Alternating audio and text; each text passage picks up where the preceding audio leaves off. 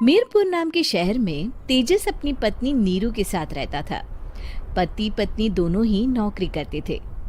एक दिन तेजस गांव अपनी माँ के पास फोन करता है। हेलो, प्रणाम माँ। जीते रहो माँ, तुम दादी बनने वाली हो हैं? अरे वाह, ठीक है बेटा, मैं कल ही आती हूँ। जब माँ जी शहर पहुंची तो बेटे बहू ने बहुत अच्छे से स्वागत किया। लीजिए माँ जी, चाय। अरे गर्मा गर्म पकोड़े ले आओ माँ के लिए। नीरू रसोई में गई और 2 मिनट में ही पकोड़े ले आई। जी ये लीजिए।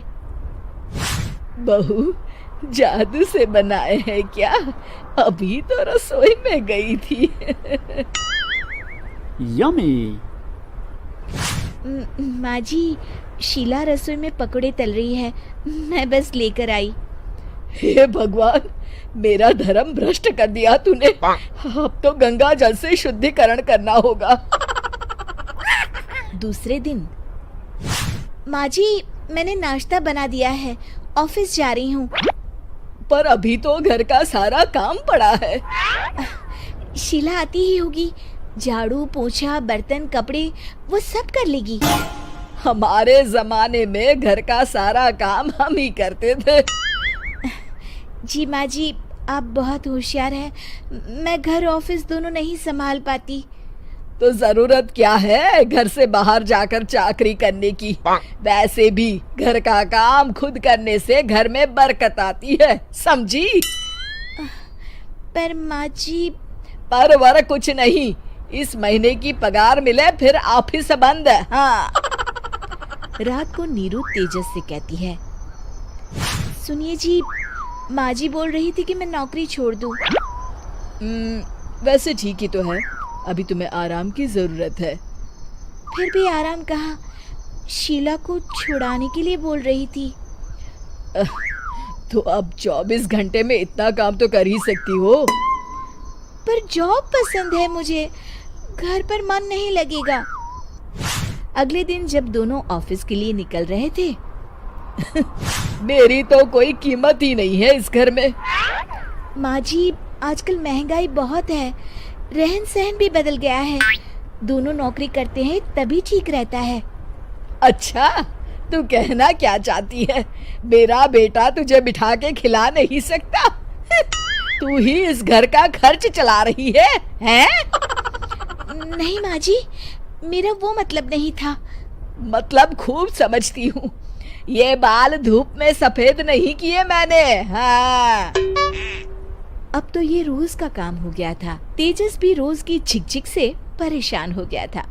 एक दिन उसने कहा, नीरू, वैसे भी तुम्हें मैटरनिटी लीव मिलने वाली है, तो अभी से ही छुट्टी ले लो। पर क्या, मेरी सैलरी अच्छी खासी है। आखिर नीरू ने रिजाइन कर दिया। जब बच्चा हुआ तो घर में सब बहुत खुश हुए। कुछ दिनों बाद तेजस फाइल देख रहा था। क्या हुआ तेजस, कुछ परेशान लग रहे हो? अब हाँ, वो हमारी जितनी सेविंग्स थी वो तो हॉस्पिटल में और छठी के फंक्शन में खत्म हो गई है नीरू। और अभी वैसे मंदी चल रही है तो मैं बोल रही थी कल मुन्ना को हेपेटाइटिस का टीका लगवाना है।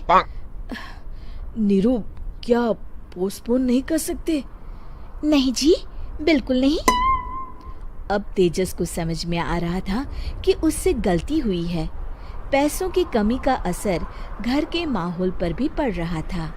अगले दिन, बेटा मेरा चश्मा और ये दवाइयाँ ले आना, पर्चा देते हुए माँ जी ने कहा। जी। तेजस, मुन्ना के लिए दूध का डिब्बा और डायपर भी ले आना, और ये किराने के सामान की लिस्ट है, इसे भी लाना है।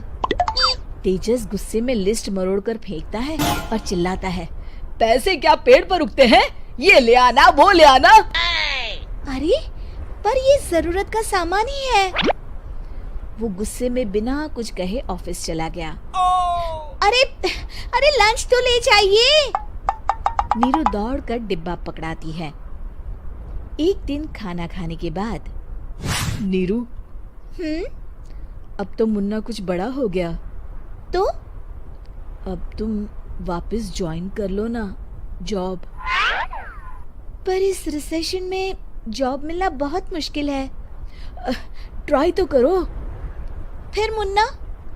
माँ जी है ना, और एक फुल टाइम मेड भी लगा लेंगे। पर माँ जी, उन्हें तो पसंद नहीं।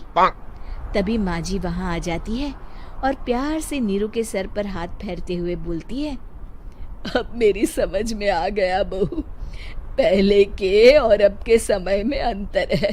तुम काम शुरू करो, मुन्ना की जिम्मेदारी मेरी। मेरी प्यारी माँ जी। ये कहकर नीरू उनके गले लग गई। शिक्षा, परिवर्तन संसार का नियम है, हमें भी समय के साथ चलना चाहिए। उम्मीद है कि आपको हमारी ये कहानी पसंद आई होगी। कृपया हमारे चैनल को सब्सक्राइब करें और सभी अपडेट्स के लिए बेल आइकन जरूर क्लिक करें।